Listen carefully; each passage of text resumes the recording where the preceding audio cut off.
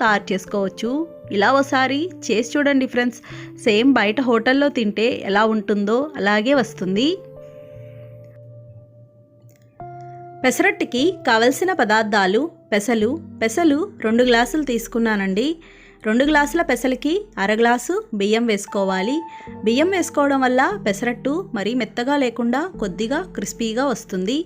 ఇలా పెసలు బియ్యం వేసుకొని తగినన్ని నీళ్లు పోసుకొని రాత్రంతా నానబెట్టుకుంటే ఉదయానికి బాగా నానుతుంది. పెసలు నానడానికి టైం పడుతుంది. ఎంత బాగా నానితే అంత బాగా వస్తాయండి పెసరట్లు. చూడండి, ఉదయానికి ఇలా బాగా నానింది కదా. ఇప్పుడు ఇవి కడుక్కోవాలి. ఇలా కడుక్కున్నాక మిక్సీ జార్లో వేసి మిక్సీ పట్టుకోవాలి. ఒకేసారి కాకుండా కొద్ది కొద్దిగా వేసి మిక్సీ పట్టుకుంటే తగినన్ని నీళ్లు పోసుకొని మెత్తగా మిక్సీ పట్టుకోవాలి. చూడండి, ఇలా మెత్తగా ఉండాలి. నీళ్లు మరీ ఎక్కువ అవ్వకూడదండి. పెసరట్టు పిండి బాగా పల్చగా ఉండకూడదు. ఇప్పుడు ఇది ఒక గిన్నెలోకి తీసుకోవాలి. ఇదే విధంగా మిగతా అన్ని పెసల్ని మిక్సీ పట్టుకోవాలి. పెసరట్టుకి అప్పటికప్పుడు మిక్సీ పట్టుకొని వెంటనే అట్లు వేసుకోవచ్చండి. ఈ పిండి దోశ పిండిలాగా ఇడ్లీ పిండిలాగా నానబెట్టడం ఉండదు. అలా పులియబెడితే పిండి పాడైపోతుంది, నొరగలాగా వచ్చేస్తుంది.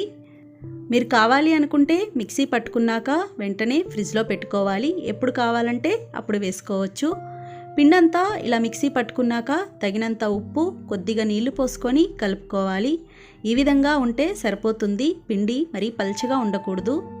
పిండి ఇలా కలుపుకున్నాం కదండి. ఇప్పుడు ఒక గిన్నె తీసుకొని అందులో చిన్నగా కట్ చేసిన ఉల్లిపాయ అర స్పూన్ జీలకర్ర వేసి కలుపుకోవాలి. ఇవి పెసరట్టు వేసాక పైన వేసుకోవడానికి. ఇవే కదండి అసలైన రుచి. స్టవ్ ఆన్ చేసి పెన్నం పెట్టుకోవాలి. పెన్నం బాగా వేడవ్వాలి.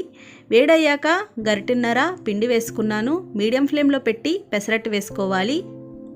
వేసుకునేటప్పుడు మీడియం ఫ్లేమ్లో పెట్టి వేసుకోవాలి. పెసరట్టు వేసాక హై ఫ్లేమ్లో పెట్టి పెసరట్టుని కాల్చుకోవాలి.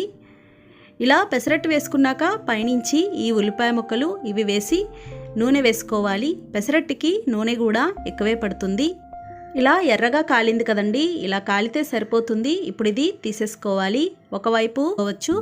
ఇవి మరీ పల్చగా అయితే ఉండవండి, దోశల్లాగా. పెసరట్టు వేసిన దోశ వేసిన ముందు పెన్నానికి కొంచెం నూనె రాసి టిష్యూ పేపర్తో తుడిచి చిన్న అట్టు వేసుకొని తర్వాత మిగతా అన్ని అట్లు వేసుకుంటే బాగా వస్తాయి. అంటుకోకుండా రంగు కూడా బాగుంటాయి. చూడండి, పెసరట్లన్నీ ఇలా